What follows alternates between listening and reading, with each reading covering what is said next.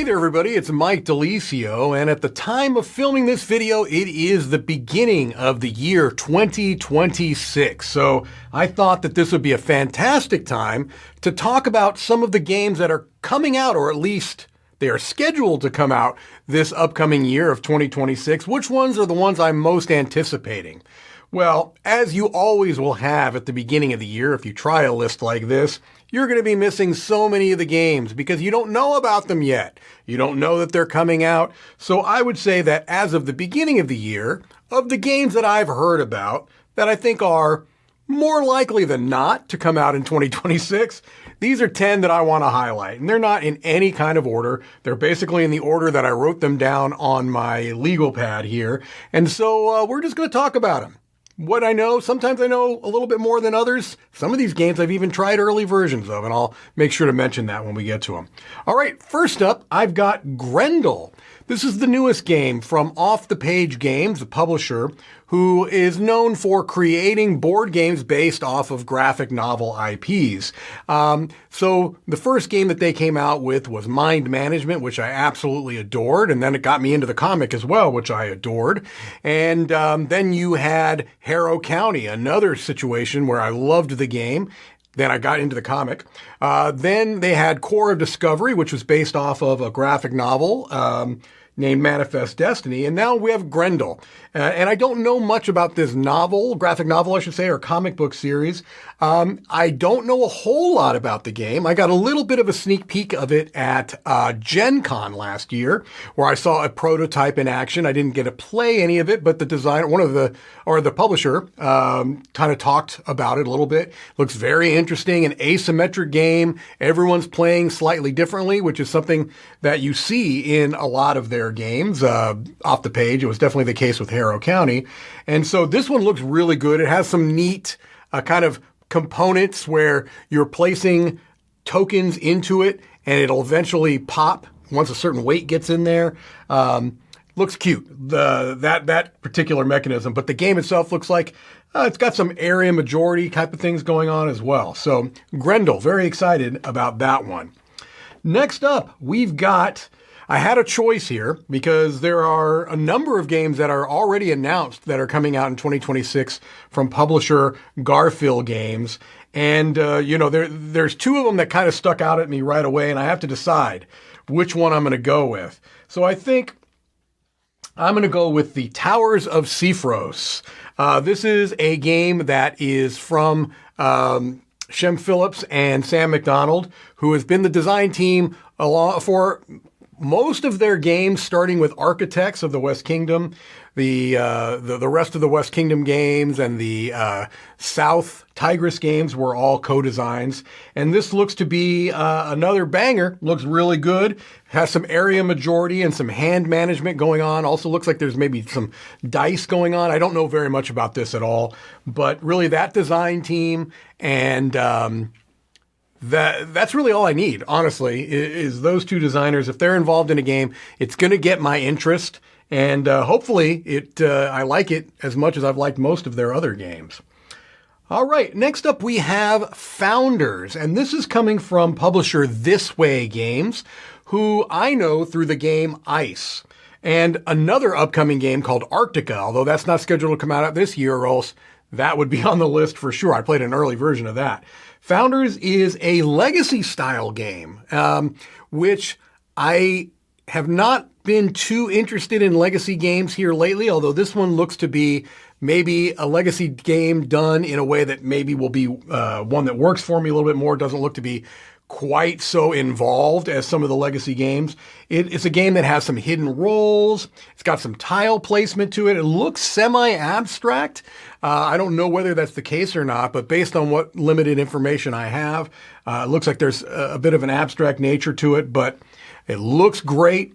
I like that it's still kind of living in the same world as Ice did and as Arctica will be. I believe those are all kind of shared worlds. That's enough to get me excited, and I'm looking forward to Founders. Up next, we've got Gold Country, and this is coming from publisher Bitewing Games and designer Reiner Knizia. And the combination of those two, publisher and designer, really just has me very excited. So Bitewing has done a number of fantastic productions here in the last few years with Reiner Knizia, among others, but they've worked with Reiner Knizia a lot.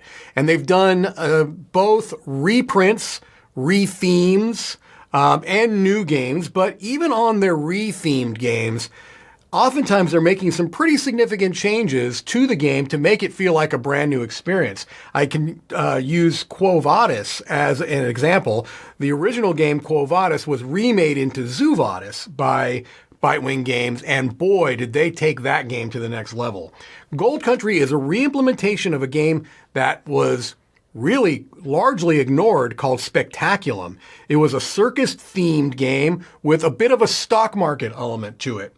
And I think both of those things maybe worked against it. The look of the game was not particularly exciting. And I think that what they've shown so far is that this is going to be a really impressive production. It's rethemed into, the gold rush of the Western United States during that gold rush era. And so that retheme, I think, is going to work very well for a stock manipulation type of a game where you're speculating on values. That happened with gold for sure. And so not only am I excited about that, the retheme, the reimplementation of a better production, but Reiner Knizia has made some significant changes, improvements, he says, to the game itself to make it what he thinks is going to be a much better game. And so I'm excited about Gold Country.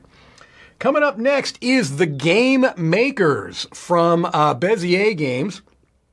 This is a game that's gotten a lot of hype already, a lot of press. I've seen some prototypes of it at Gen Con. I have not played the game. I didn't do a demo or anything like that.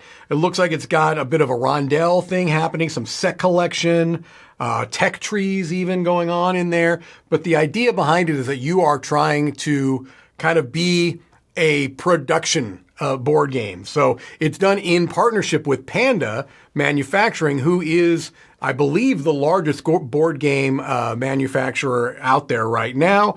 And so, it's very meta. Bezier got the cooperation of a whole bunch of different well-known publishers and well-known games that are implemented in here. So obviously it has a bit of a hook for people who love board games, for board game collectors, because you're going to recognize all of these games that you're producing in the game. And so that has a pretty strong appeal to me. I hope the game is good, but we'll see. We'll find out. Up next is The Great Library, and this is the upcoming big collaboration between Vital Lacerda and artist Ian O'Toole and publisher Eagle Gryphon Games. And so they do these basically yearly. And honestly, I have not been playing many Vital Lacerda games over the last 5 years or so. I played and enjoyed CO2 quite a bit. I played the Gallers and I enjoyed that quite a bit. I played Lisboa and it was a little bit too much for me. So as these games kind of kept coming out and, I would hear, okay, this is pretty complex. And I was getting into more of a gaming lifestyle where I was trending towards a little bit lighter, shorter games. I hadn't been playing as many of the most recent Lacerdas, but then came Speakeasy. And I adored that theme so much that I played the game, and now I've played it many, many times, and it's my number one game from 2025. And so you have the next game from that design and artist and publisher team, and a theme that I'm very interested in, the Library of Alexandria. And if I can be a little bit name-droppy here, when last year I went to the Tokyo Game Market, and the special guest for that convention was Vital Lacerda, and I got a chance to spend a bit of time with him and talk to him. He talked quite a bit about this game specifically and how excited he was about this game. And that got it. Between loving Speakeasy so much and hearing his genuine excitement for this particular game, I'm very much looking forward to it. Coming up next is Floe. This is from I believe it's Pika Games, which is an offshoot of Fantasia Games, who are very well known for Unconscious Mind and Endless Winter, games along those lines. This is a game with a pretty strong design team. You got Johnny Pack and I think Yoma. I don't have the names in front of me. I'm sorry. You've got art by Andrew Bosley. I played a very early version of this at Dice Tower West, I want to say 2 years ago. And so I know that the game has gone through a lot of changes, a lot of development, and I'm really interested to see where it turns out. I really liked certain elements of what I played, even though I knew it was a rough copy at that point. There were some elements of it I thought were very, very clever. It used action points in a neat way. And so, yeah, I'm looking forward to seeing the finished, kind of honed to a razor-sharp edge product. Coming up next is Realm of Reckoning. This is coming from Ivy Studios, and this is a game that I've played an early version of, a pre-production copy, so I think the rules were mostly set in the game that I played, and I really thought it was a clever game. It does one of the things that I most love in board gaming, where it's player-driven scoring. Basically, the players are going to be choosing what scores. And I love that. I love when that is implemented within a game so that the kind of the things that you're going for can be a little bit malleable. It's like you don't know exactly what's going to score, but you might have some influence on that. So if you're really focusing on a particular strategy, you're going to push to make that one of the strategies that scores. And so I love the way that works. I think that this is a game that is relatively streamlined for the type of game it is, and I appreciate that. So, and it's going to look amazing because Ivy Studios, they just make amazing productions. That's just across the board. Whether you like their games or not, their productions are always very, very impressive, and Realm of Reckoning looks to be no different. Next up is The Mix. This is a game that I'm really hooked by the aesthetic and the theme. It's a game about spirits, distilling spirits, and gosh, you know, that's starting to become a little bit more prevalent out there. Obviously, Distilled came out a couple of years ago. It was a very big hit with this same theme, but The Mix looks to have a very different kind of style and aesthetic that it's going for. And I love the look of it. It looks like it's going to have some worker placement and engine building, two things I like quite a bit, with a theme that I really like and a production that looks just stellar. So I'm excited about it. I don't know very much about it. So I don't know if it's going to be a game that ultimately will be for me, but right now I'm very much looking forward to trying it out. Last up on my list is Eldertide. This is coming from Esper Games Studio. And really the sole reason that I am interested in this game is based on the game that they came out with before this, which was called Jisogi Anime Studio Tycoon, which I adored that game. I do adore that game. And this is kind of the follow-up game. It has nothing to do with that game. It looks very different. It's kind of this whole world that they've kind of built. I believe maybe there'll be other games in this world they've created. I don't know. It might just be this one. But it's a really cool looking aesthetic to it. It's got a modular board, which I tend to like modular boards. Pick up and deliver, which I love that mechanism. It's not used enough. It's got a bit of betting and bluffing, they say. All of those things are very, very intriguing and compelling to me. I've seen the artwork for it. I've seen pre-production copies of it, prototype copies. They had prototype copies at the Tokyo Game Market that I went to, and they also had them at the most recent Essen last year. And so I've seen kind of what some of the bits look like. I haven't read the rules or anything along those lines to that effect. Unless it's a game I've played before, I don't know the rules on any of these. But I'm very excited about this. This is a publisher that I'm keeping a very close eye on because they had such an auspicious beginning, I thought, with Jisogi, that Eldertide has got me very, very excited. All right, well, there you go. There's 10 games as of right now that I'm excited about, but I've got to tell you, there's going to be many, many more as the year goes on. We'll find out new and exciting things. And I'm hoping that this is a great year. I'm optimistic that 2026 will be a fantastic year in board games, and I'm hoping these 10 are just a few of the, well, that would make no sense. If they're 10, they're not a few. I'm hoping there's a lot more than these great games. I'm hoping these are all great games. All right, well, that's going to do it for me. This is Mike DiLisio. I'll see you on the next one.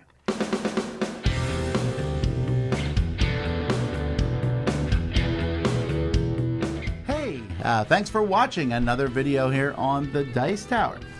We really appreciate you stopping by and checking our things out. Thanks so much for joining us today. And hey, if you really like what we're doing here at the Dice Tower, then there are different ways to support the Dice Tower. One of those ways is through Patreon. We have links in the description to this video, and we have links to lots of other things we do down there, so definitely check it out.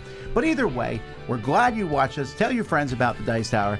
Until next time, though, I'm Tom Vassell, and I hope you enjoyed this video.